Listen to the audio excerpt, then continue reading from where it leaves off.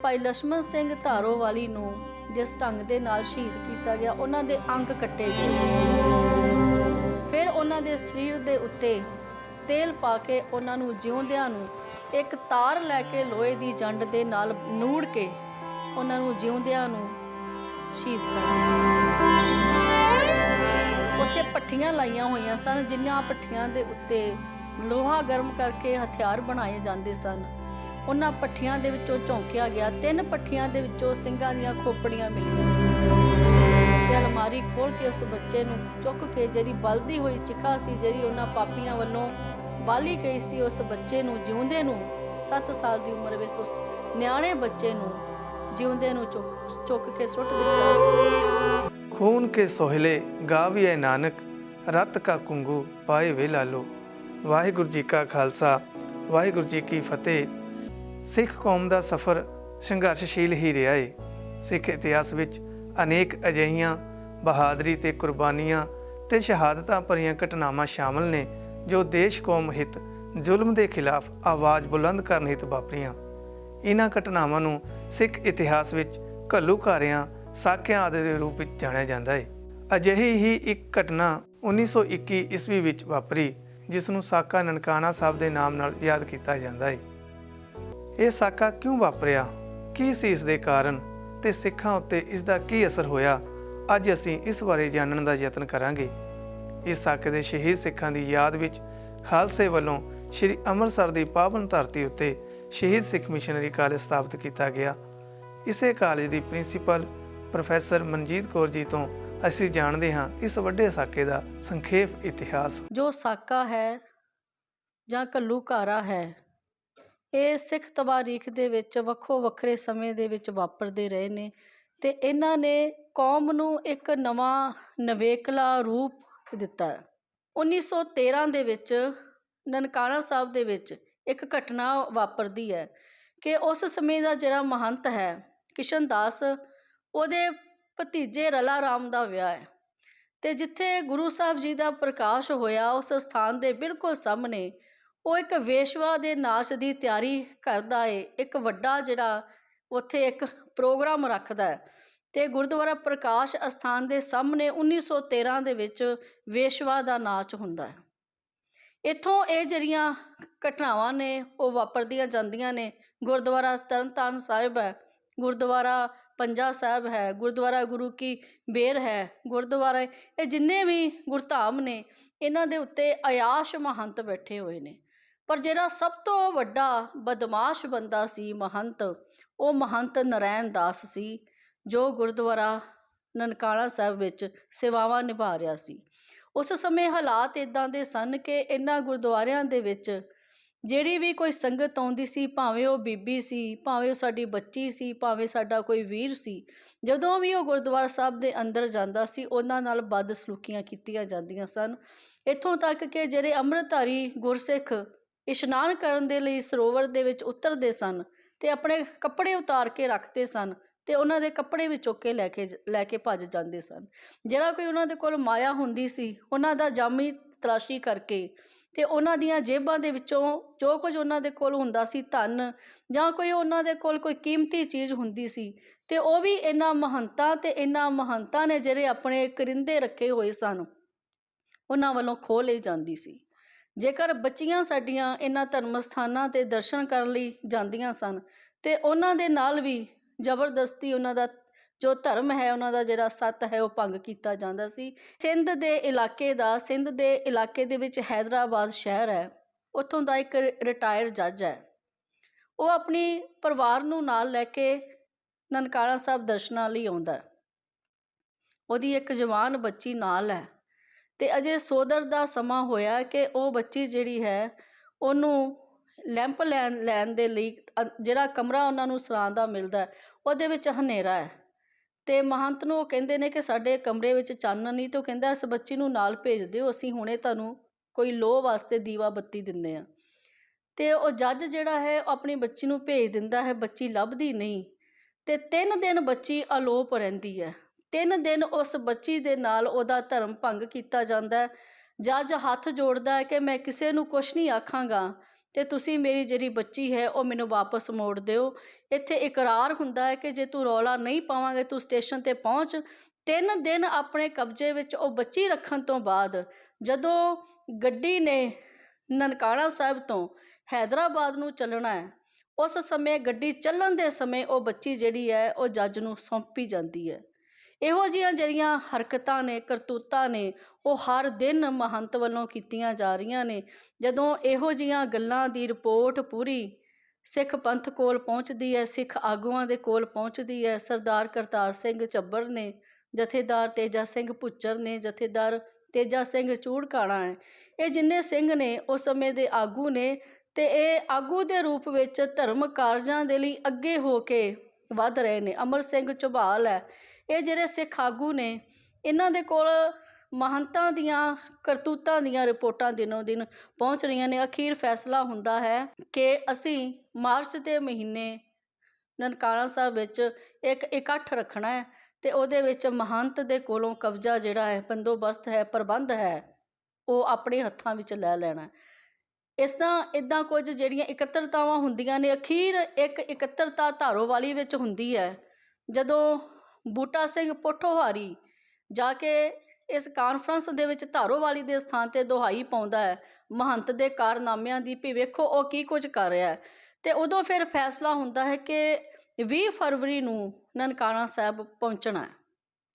ਇਹ ਜਦੋਂ ਫੈਸਲਾ ਹੋ ਜਾਂਦਾ, ਇਹਦੇ ਸੰਬੰਧੀ ਚਿੱਠੀ ਪੱਤਰ ਭੇਜੇ ਜਾਂਦੇ ਨੇ, ਕਿਹੜੇ ਜਥੇਦਾਰ ਨੇ ਕਿੱਥੋਂ ਸੰਗਤ ਲੈ ਕੇ ਜਿਹੜਾ ਹੈ ਕਿ ਚੰਦਰਕੋਟ ਦੀ ਝਾਲ 'ਤੇ, ਉਹਨਾਂ ਦੀ ਝਾਲ 'ਤੇ ਪਹੁੰਚਣਾ। ਚੰਦਰਕੋਟ ਦੀ ਜਿਹੜੀ ਝਾਲ ਹੈ ਉਸ ਸਥਾਨ 'ਤੇ ਪਹੁੰਚਣਾ। ਪਰੰਤੂ ਜਿਹੜਾ ਮਹੰਤ ਹੈ ਉਹਨੇ ਜਿਹੜਾ ਪੰਜਾਬ ਖੇਤਰ ਦੇ 10 ਨੰਬਰੀ ਬਦਮਾਸ਼ ਸਨ ਉਹ ਆਪਣੇ ਕੋਲ ਰੱਖੇ ਹੋਏ ਸਨ, ਜਿਨ੍ਹਾਂ ਦੇ ਇਸ਼ਤਿਹਾਰ ਸਰਕਾਰ ਵੱਲੋਂ ਕੱਢੇ ਹੋਏ ਸਨ, ਜਿਨ੍ਹਾਂ ਦੇ ਸਿਰਾਂ ਦੇ ਉੱਤੇ ਇਨਾਮ ਸੀ। ਕੋਈ 150 ਬੰਦਾ ਇਹੋ ਜਿਹੇ ਜਿਹੜੇ ਬਦਮਾਸ਼ਾਂ ਦਾ ਹੈ ਉਹ ਉਹਨੇ ਆਪਣੇ ਅੰਦਰ ਰੱਖਿਆ ਹੋਇਆ ਸੀ। ਵੱਖ-ਵੱਖ ਹਥਿਆਰ ਅੰਦਰ ਜਮ੍ਹਾਂ ਕੀਤੇ ਹੋਏ ਸਨ। ਹੱਥੀਂ ਹਥਿਆਰ ਬਣਾਉਣ ਦੇ ਲਈ ਕਾਰਖਾਨਾ ਅੰਦਰ ਚਲਾਇਆ ਹੋਇਆ ਸੀ। ਤੇਲ, ਮਿੱਟੀ ਦੇ ਤੇਲ ਦੇ ਪੀਪੇ ਜਿਹੜੇ ਸਨ ਉਹ ਅੰਦਰ ਭਰ ਭਰ ਕੇ ਰੱਖੇ ਹੋਏ ਸਨ। ਇਹ ਕੁਝ ਜਿਹੜਾ ਹੈ ਉਹਨੇ ਪਹਿਲਾਂ ਹੀ ਬੰਦੋਬਸਤ ਕੀਤਾ ਹੋਇਆ ਸੀ ਕਿ ਜਦੋਂ ਵੀ, ਜਿਵੇਂ ਬਾਕੀ ਗੁਰਦੁਆਰਾ ਸਾਹਿਬਾਨ ਦਾ ਪ੍ਰਬੰਧ ਸਿੱਖ ਕੌਮ ਵੱਲੋਂ, ਉਸ ਸਮੇਂ ਦੇ ਪ੍ਰਮੁੱਖ ਸਿੱਖਾਂ ਵੱਲੋਂ ਪੰਥ ਦੇ ਹੱਥਾਂ ਵਿੱਚ ਲਿਆ ਜਾ ਰਿਹਾ ਹੈ, ਉਹਨੂੰ ਪਤਾ ਸੀ ਕਿ ਮੇਰੇ ਵੱਲ ਵੀ ਇਹ ਆਉਣਗੇ। ਪਰੰਤੂ ਜਿਹੜਾ ਸਿੰਘ ਕਿਸੇ ਵੀ ਗੁਰਦੁਆਰੇ ਦਾ ਪ੍ਰਬੰਧ ਸੰਭਾਲਣ ਦੇ ਲਈ ਜਾਂਦੇ ਸਨ ਤੇ ਉਹਨਾਂ ਵੱਲੋਂ ਸ਼ਾਂਤਮਈ ਰਹਿ ਕੇ ਵਿਚਾਰ ਕੀਤੀ ਜਾਂਦੀ ਸੀ, ਕੋਈ ਹਮਲਾ ਨਹੀਂ ਸੀ ਕੀਤਾ ਜਾਂਦਾ। ਪਰੰਤੂ ਮਹੰਤ ਵੱਲੋਂ ਜਿਹੜਾ ਬੰਦੋਬਸਤ ਸੀ ਉਹ ਸਿੱਖਾਂ ਦੇ ਕਤਲੇਆਮ ਦਾ ਪਹਿਲਾਂ ਹੀ ਕੀਤਾ ਹੋਇਆ ਸੀ।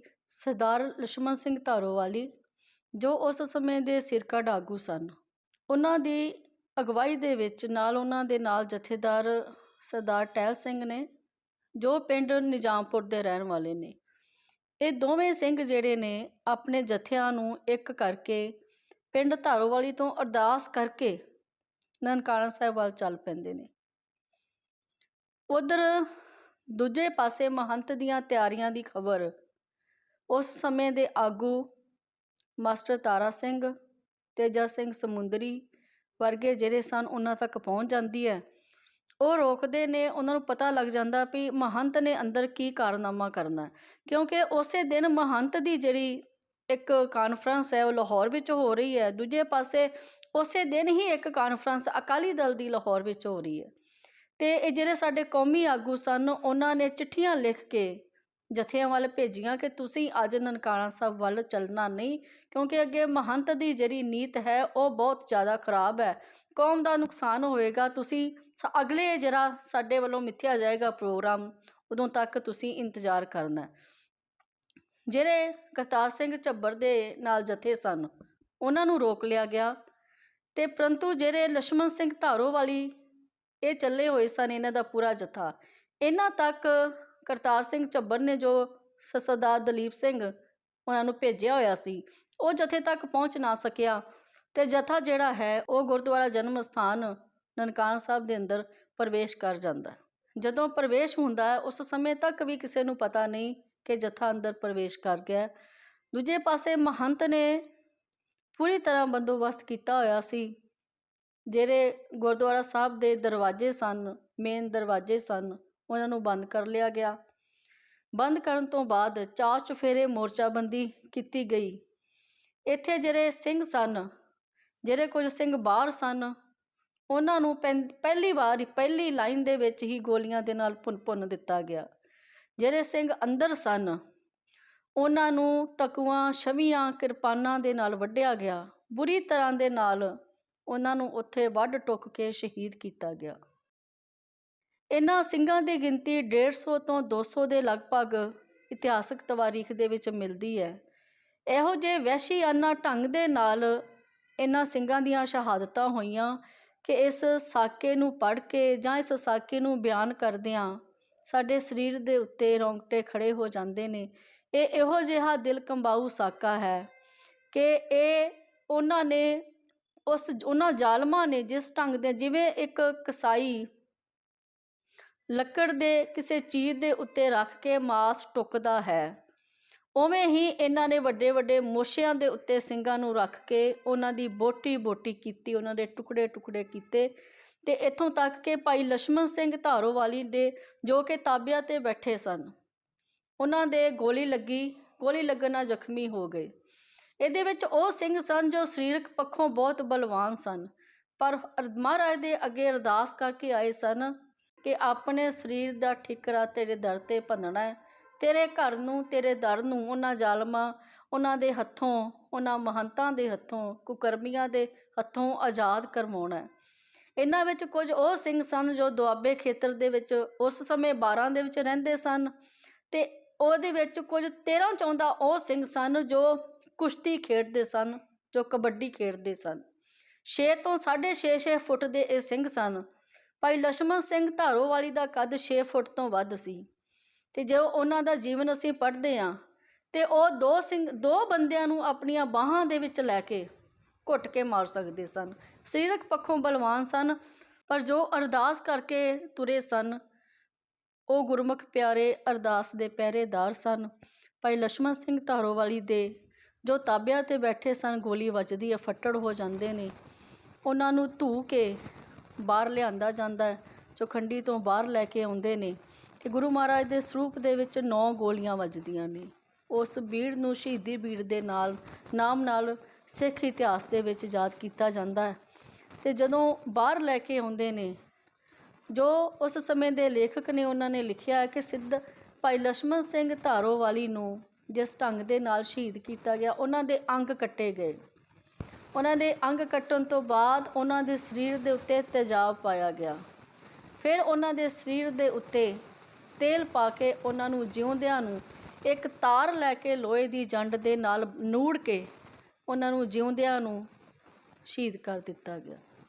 ਇਵੇਂ ਹੀ ਕੁਝ ਸਿੰਘਾਂ ਨੂੰ, ਭਾਈ ਦਲੀਪ ਸਿੰਘ ਨੂੰ ਉੱਥੇ ਭੱਠੀਆਂ ਲਾਈਆਂ ਹੋਈਆਂ ਸਨ, ਜਿਨ੍ਹਾਂ ਭੱਠੀਆਂ ਦੇ ਉੱਤੇ ਲੋਹਾ ਗਰਮ ਕਰਕੇ ਹਥਿਆਰ ਬਣਾਏ ਜਾਂਦੇ ਸਨ। ਉਹਨਾਂ ਭੱਠੀਆਂ ਦੇ ਵਿੱਚੋਂ ਝੋਂਕਿਆ ਗਿਆ। 3 ਭੱਠੀਆਂ ਦੇ ਵਿੱਚੋਂ ਸਿੰਘਾਂ ਦੀਆਂ ਖੋਪੜੀਆਂ ਮਿਲੀਆਂ।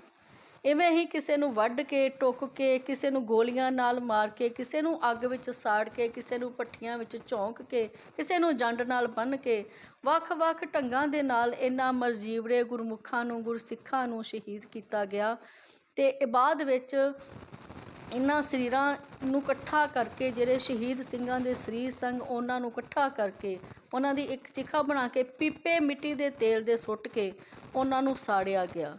ਕੁਝ ਉਹਨਾਂ ਵਿੱਚੋਂ ਸਰੀਰ ਸੜ ਗਏ, ਤੇ ਜਦੋਂ ਇਸ ਗੱਲ ਦੀ ਖਬਰ ਜਿਹੜੀ ਹੈ ਬਾਹਰ ਫੈਲ ਜਾਂਦੀ ਹੈ, ਤੇ ਉਸ ਸਮੇਂ ਪੁਲਿਸ ਪਹੁੰਚਦੀ ਹੈ, ਤੇ ਬਲਦੀ ਹੋਈ ਚਿਖਾ ਜਿਹੜੀ ਸੀ ਉਹ ਬੁਝਾਈ ਗਈ। 130 ਖੋਪੜੀਆਂ ਮਿਲੀਆਂ, ਤੇ ਜਿਨ੍ਹਾਂ ਤੋਂ ਇਹ ਅੰਦਾਜ਼ਾ ਲਗਾਇਆ ਗਿਆ ਕਿ 130, ਪਰੰਤੂ ਜਿਹੜੇ ਸਰੀਰ ਪਹਿਲਾਂ ਹੀ ਸੰਸਕਾਰੇ ਜਾ ਚੁੱਕੇ ਸਨ, ਉਹਨਾਂ ਦੇ ਬਾਰੇ ਕੋਈ ਖੁਰਾ ਖੋਜ ਜਿਹੜਾ ਸੀ ਉਹ ਨਾ ਮਿਲ ਸਕਿਆ। ਉਸ ਸਮੇਂ ਦੇ ਜਿਹੜੇ ਹਾਲਾਤ ਸਨ ਉਹ ਇਹੋ ਜਿਹੇ ਬਣ ਗਏ ਕਿ ਜਦੋਂ ਇਸ ਸਾਕੇ ਦੀ ਖਬਰ ਬਾਹਰ ਪਹੁੰਚਦੀ ਹੈ, ਸਿੱਖਾਂ ਤੱਕ ਪਹੁੰਚਦੀ ਹੈ, ਤੇ ਸਿੱਖਾਂ ਦੇ ਅੰਦਰ ਇੱਕ ਭਾਰੀ ਜਿਹੜਾ ਰੋਸ ਪੈਦਾ ਹੋ ਗਿਆ। ਜਿੱਥੇ ਵੀ ਇਹ ਖਬਰ ਫੈਲਦੀ ਹੈ, ਤੇ ਸਰਕਾਰ ਨੇ ਉਸ ਸਮੇਂ ਜਿੰਨੇ ਵੀ ਰਸਤੇ ਨਨਕਾਣਾ ਸਾਹਿਬ ਨੂੰ ਆਉਂਦੇ ਸਨ ਉਹ ਸਾਰੇ ਸੀਲ ਕਰ ਦਿੱਤੇ। ਰੇਲ ਗੱਡੀਆਂ ਜਿਹੜੀਆਂ ਚੱਲ ਰਹੀਆਂ ਸਨ ਉਹਨਾਂ ਨੂੰ ਹੁਕਮ ਕੀਤਾ ਗਿਆ ਕਿ ਕੋਈ ਵੀ ਗੱਡੀ, ਜਿਹੜੀ ਸਟੇਸ਼ਨ ਮਾਸਟਰ ਨੂੰ ਕਿਹਾ ਗਿਆ ਕਿ ਕੋਈ ਵੀ ਗੱਡੀ ਨਨਕਾਣਾ ਸਾਹਿਬ ਦੇ ਸਟੇਸ਼ਨ 'ਤੇ ਰੁਕੇਗੀ ਨਹੀਂ। ਅਤੇ ਉਸ ਸਮੇਂ ਵਹੀਰਾਂ ਜਿਹੜੀਆਂ ਨੇ ਸਿੱਖਾਂ ਦੀਆਂ, ਜਿਨ੍ਹਾਂ ਦੇ ਪਰਿਵਾਰ ਉਸ ਸਾਕੇ ਵਿੱਚ ਪਹੁੰਚੇ, ਸ਼ਹੀਦ ਹੋਏ ਸਨ, ਜਿਨ੍ਹਾਂ ਦੇ ਪਰਿਵਾਰਕ ਮੈਂਬਰ ਉਸ ਕਾਫਲੇ ਦੇ ਵਿੱਚ ਸ਼ਾਮਲ ਸਨ, ਉਹਨਾਂ ਦੇ ਰਿਸ਼ਤੇਦਾਰ, ਜਿੰਨੇ ਵੀ ਕੌਮ, ਪੂਰੀ ਦੀ ਪੂਰੀ ਸਿੱਖ ਕੌਮ ਜਿਹੜੀ ਹੈ ਉਸ ਪਾਸੇ ਨੂੰ ਉੱਲਰ ਪਈ। ਪੈਦਲ ਹੀ ਵਹੀਰਾਂ ਘੱਤ ਕੇ ਜਿਹੜੇ ਸਿੰਘ ਨੇ ਉਹ ਨਨਕਾਣਾ ਸਾਹਿਬ ਵੱਲ ਚੱਲ ਪਏ। ਤੋ ਜੋ ਉਸ ਸਮੇਂ ਦਾ ਮੰਜ਼ਰ ਹੈ, ਜਿਨ੍ਹਾਂ ਨੇ ਇਸ ਮੰਜ਼ਰ ਨੂੰ ਆਪਣੀ ਅੱਖੀਂ ਵੇਖਿਆ ਹੈ, ਇਸ ਮੰਜ਼ਰ ਨੂੰ ਆਪਣੀ ਅੱਖੀਂ ਵੇਖਿਆ, ਜੋ ਉਹਨਾਂ ਨੇ ਹਾਲਾਤ ਲਿਖੇ ਨੇ ਵੀ ਉਹ ਜੋ ਉੱਥੇ ਬਿਆਨ ਕਰਨੇ ਜਿਹੜੇ ਨੇ ਉਹ ਅਸਮਰੱਥ ਨੇ, ਉਹਨੂੰ ਬਿਆਨ ਕਰਨਾ ਅਤ ਮੁਸ਼ਕਲ ਹੈ। ਗੁਰਦੁਆਰਾ ਜਿੱਥੇ ਮਹਾਰਾਜ ਜੀ ਦਾ ਪ੍ਰਕਾਸ਼ ਹੈ, ਗੁਰਦੁਆਰਾ ਪ੍ਰਕਾਸ਼ ਸਥਾਨ, ਉਹਦੇ ਬਾਹਰ ਚੌਖੰਡੀ ਦੇ ਬਾਹਰ ਇੱਕ ਚਬੱਚਾ ਬਣਿਆ ਹੋਇਆ ਸੀ ਅਤੇ ਉਹਦੇ ਅੰਦਰ ਹੀ ਸਿੰਘਾਂ ਨੂੰ ਵੱਢਿਆ ਗਿਆ। ਜਿੱਥੇ ਮਹਾਰਾਜ ਦਾ ਪ੍ਰਕਾਸ਼ ਸੀ, ਸਿੰਘਾਂ ਦੇ ਲਹੂ ਦੇ ਨਾਲ ਬਾਹਰ ਇੱਕ ਬਣਿਆ ਹੋਇਆ ਚੁਬੱਚਾ ਸੀ, ਉਹ ਲਹੂ ਨਾਲ ਭਰ ਕੇ ਉਹਦੀਆਂ ਜਿਹੜੀਆਂ ਇੱਕ ਨਹਿਰਾਂ ਕਹਿ ਦਈਏ ਜਾਂ ਧਾਰਾਂ ਦੇ ਨਾਲ ਬਾਹਰ ਨੂੰ ਪੂਰੀ ਜਿਹੜੀ ਪਰਿਕਰਮਾ ਹੈ ਉਹ ਲਹੂ ਲੁਹਾਨ ਸੀ। ਜਿੱਥੇ ਤੱਕ ਵੀ ਸਿੱਖ ਸਨ, ਉਹਨਾਂ ਨੂੰ ਵੱਢ ਟੁੱਕ ਕੇ ਉਹਨਾਂ ਦਾ ਲਹੂ ਦੇ ਨਾਲ ਪੂਰੀ ਜਨਮ ਪ੍ਰਕਾਸ਼ ਜਾਂ ਜਨਮ ਸਥਾਨ ਦੀ ਜਿਹੜੀ ਧਰਤੀ ਹੈ ਉਹ ਲਹੂ ਦੇ ਨਾਲ ਰੰਗੀ ਹੋਈ ਸੀ। ਇੱਕ 7 ਕੁ ਸਾਲ ਦਾ ਬੱਚਾ ਸੀ, ਭਾਈ ਕੇਹਰ ਸਿੰਘ ਜੀ ਦਾ ਦਰਬਾਰਾ ਸਿੰਘ। ਉਸ ਬੱਚੇ ਨੂੰ ਸਿੰਘਾਂ ਨੇ ਬਚਾਉਣ ਦੇ ਲਈ ਅਲਮਾਰੀ ਦੇ ਵਿੱਚ ਬੰਦ ਕਰ ਦਿੱਤਾ, ਪਰ ਛੋਟਾ ਬੱਚਾ ਸੀ, ਉਹਨੂੰ ਇਹ ਨਹੀਂ ਸੀ ਪਤਾ ਕਿ ਸ਼ਹੀਦ ਕੀ ਹੁੰਦਾ ਹੈ ਅਤੇ ਸ਼ਹਾਦਤ ਕੀ ਹੁੰਦੀ ਹੈ। ਜਦੋਂ ਅੰਦਰ ਬੈਠੇ ਸਾਰੇ ਮਹਾਰਾਜ ਜੀ ਦੇ ਪ੍ਰਕਾਸ਼ ਸਥਾਨ ਦੇ ਅੰਦਰਲੇ ਸਾਰੇ ਸਿੰਘ ਫੜ ਕੇ ਸ਼ਹੀਦ ਕਰ ਦਿੱਤੇ ਅਤੇ ਉਹ ਗੋਲੀਆਂ ਦੀਆਂ ਆਵਾਜ਼ਾਂ ਬੱਚਾ ਸੁਣ ਰਿਹਾ ਹੈ, ਕਿਉਂਕਿ ਸਾਰੇ ਪਾਸੇ ਜਿਹੜਾ ਹੈ ਉਹ ਇਹੀ ਕੁਝ ਹੈ ਕਿ ਮਾਤਮ ਹੈ, ਸਾਰੇ ਪਾਸੇ ਮੌਤ ਹੀ ਮੌਤ ਹੈ। ਉਹ ਅਲਮਾਰੀ ਦੇ ਵਿੱਚੋਂ ਹੀ ਬੱਚਾ ਅੰਦਰ ਜਿਹੜਾ ਹੈ, ਸ਼ਹੀਦ ਭਾਈ ਦਰਬਾਰਾ ਸਿੰਘ, ਉਹ ਅੰਦਰੋਂ ਆਵਾਜ਼ਾਂ ਮਾਰੇ, ਮੈਂ ਵੀ ਆਪਣੇ ਬਾਪੂ ਦੇ ਨਾਲ ਸ਼ਹੀਦ ਹੋਣਾ ਹੈ। ਅਤੇ ਤਵਾਰੀਖ ਲਿਖਦੀ ਹੈ ਕਿ ਅਲਮਾਰੀ ਖੋਲ੍ਹ ਕੇ ਉਸ ਬੱਚੇ ਨੂੰ ਚੁੱਕ ਕੇ, ਜਿਹੜੀ ਬਲਦੀ ਹੋਈ ਚਿਖਾ ਸੀ, ਜਿਹੜੀ ਉਹਨਾਂ ਪਾਪੀਆਂ ਵੱਲੋਂ ਬਾਲੀ ਗਈ ਸੀ, ਉਸ ਬੱਚੇ ਨੂੰ ਜਿਉਂਦੇ ਨੂੰ 7 ਸਾਲ ਦੀ ਉਮਰ ਵਿੱਚ ਉਸ ਨਿਆਣੇ ਬੱਚੇ ਨੂੰ ਜਿਉਂਦੇ ਨੂੰ ਚੁੱਕ ਕੇ ਸੁੱਟ ਦਿੱਤਾ ਅਤੇ ਜਿਉਂਦੇ ਨੂੰ ਉਸ ਨੂੰ ਸ਼ਹੀਦ ਕਰ ਦਿੱਤਾ ਗਿਆ। ਇਹ ਜਿਹੜਾ ਸਾਕਾ ਹੈ, ਇਹ ਗੁਰੂ ਨਾਨਕ ਪਾਤਸ਼ਾਹ ਜੀ ਦਾ ਪ੍ਰਕਾਸ਼ ਸਥਾਨ ਨਨਕਾਣਾ ਸਾਹਿਬ ਦੇ ਵਿੱਚ ਵਾਪਰਿਆ। ਸਿੱਖ ਇਤਿਹਾਸ ਦੇ ਵਰਕੇ ਅਜਿਹੀਆਂ ਅਨੇਕ ਸ਼ਹੀਦੀਆਂ ਨਾਲ ਭਰੇ ਹੋਏ ਨੇ। ਬਸ ਲੋੜ ਹੈ ਸਾਨੂੰ ਇਹਨਾਂ ਨੂੰ ਪੜ੍ਹਨ ਦੀ ਅਤੇ ਪ੍ਰਚਾਰਨ ਦੀ। ਸਾਕਾ ਨਨਕਾਣਾ ਸਾਹਿਬ ਦੇ ਸਮੂਹ ਸ਼ਹੀਦਾਂ ਨੂੰ ਕੋਟ-ਕੋਟ ਪ੍ਰਣਾਮ ਕਰਦੇ ਹਾਂ। ਵਾਹਿਗੁਰੂ ਜੀ ਕਾ ਖਾਲਸਾ, ਵਾਹਿਗੁਰੂ ਜੀ ਕੀ ਫਤਿਹ। ਰੋਜ਼ਾਨਾ ਨਿਤਨੇਮ ਅੰਮ੍ਰਿਤਮਈ ਬਾਣੀ, ਕਥਾ, ਕੀਰਤਨ, ਢਾਡੀ ਵਾਰਾਂ ਸਰਵਣ ਕਰਨ ਲਈ ਸਬਸਕ੍ਰਾਈਬ ਕਰੋ YouTube ਚੈਨਲ ਗਲੋਬਲ ਗੁਰਬਾਣੀ ਤੇ ਨੋਟੀਫਿਕੇਸ਼ਨ ਲਈ ਬੈਲ ਆਈਕਨ ਤੇ ਕਲਿੱਕ ਕਰੋ।